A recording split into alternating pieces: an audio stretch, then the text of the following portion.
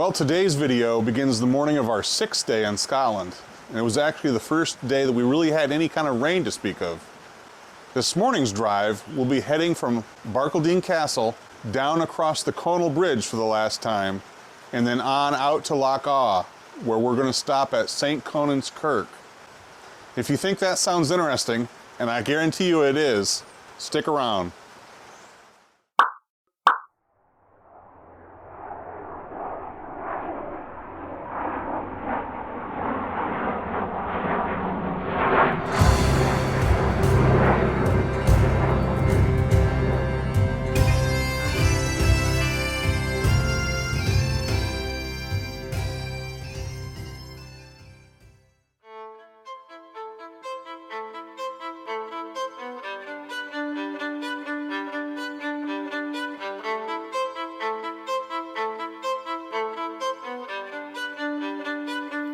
After a delicious hot breakfast on our last morning at Barcaldine Castle, we headed out down the single-lane road that leads up to the castle in order to get back to the A828.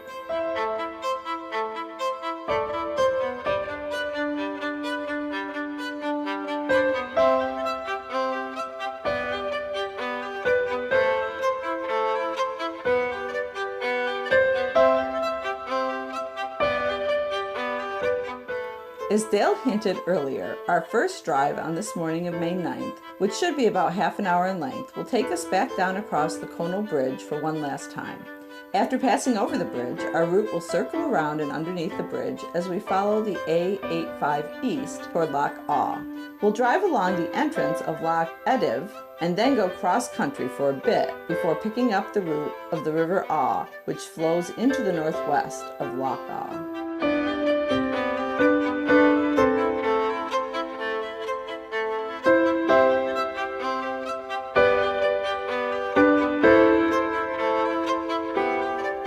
We'll continue to follow the A85, which is the only route you can take around the north end of Loch Awe, and finally make our first stop of the day at St. Conan's Kirk. By the way, if we haven't mentioned it before now, the word Kirk in Scotland, which is actually an offshoot of a similar word in the Old Norse language, actually stands for the English word church.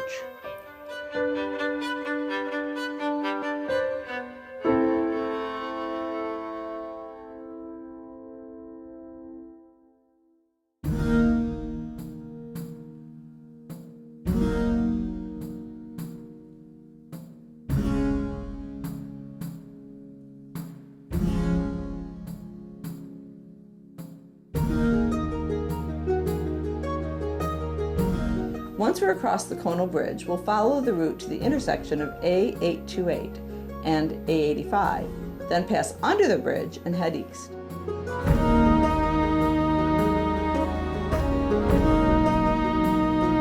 At the end of our last video, you may remember me saying we would be going deeper into Clan Campbell territory. Why do we say that, Dale? It's because not only are we heading to the region of Loch Awe, traditionally home territory of the Campbells of Argyll for centuries, but eventually, later this same day, we'd be driving onward to Inverary and Inverary Castle, home of the Duke of Argyll and the chief of Clan Campbell worldwide.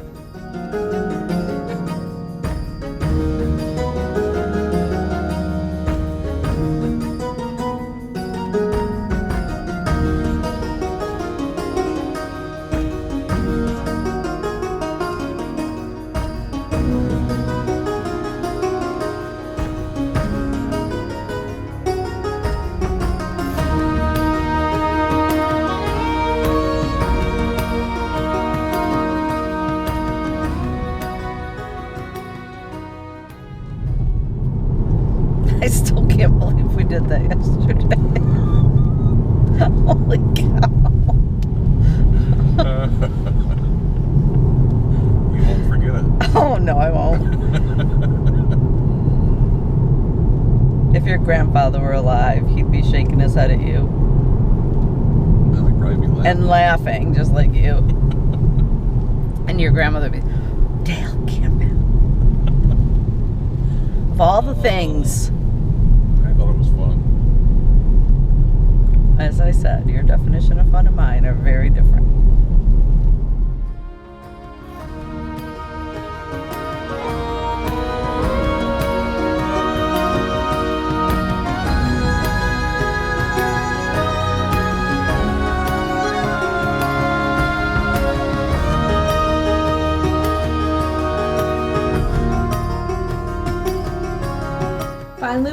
at St. Conan's Kirk. The only parking available here is just a lay-by on either side of the road. For that reason, we would suggest getting here early to make your visit before these parking spaces are taken up or before there's more traffic on the route as the day progresses. As we began to draw near the kirk, we were greeted by the resident caretaker, or cat taker, or whatever he was. He guided us through the door and was never far as we walked around inside.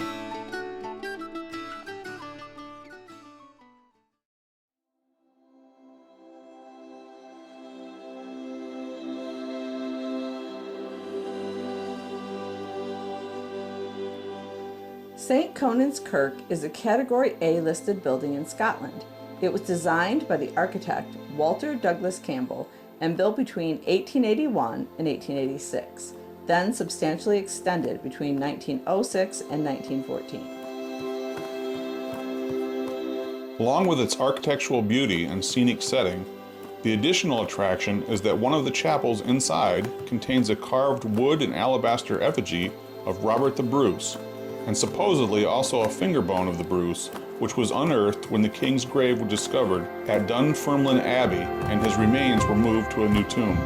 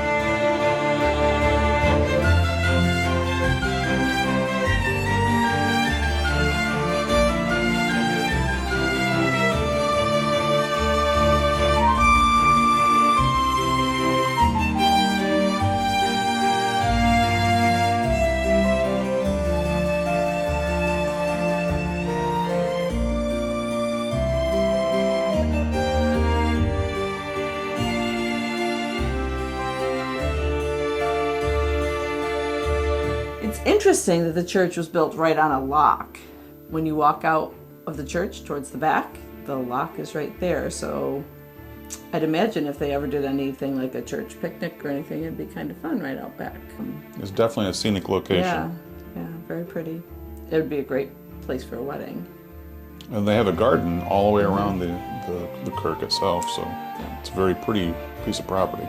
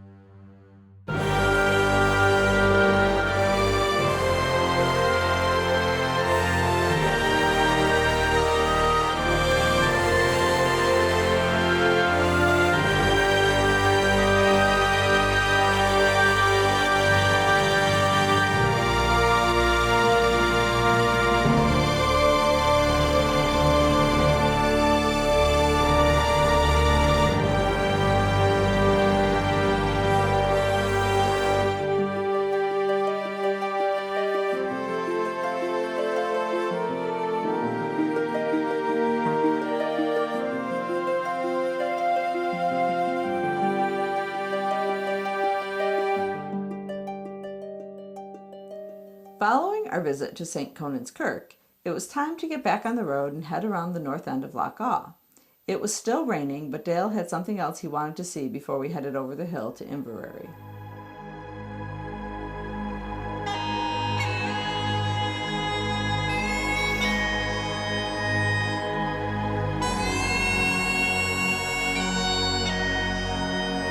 Kilchurn Castle, ancient stronghold of the Campbells of Glenorchy.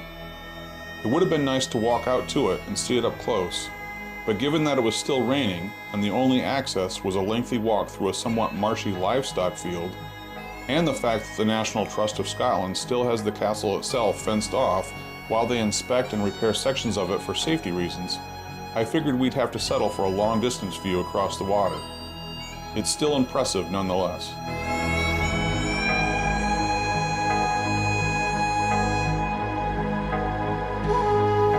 That's all the time we have for this video. We'll continue our drive to Inverary next time, so be sure and come back to continue our road trip in Scotland with us.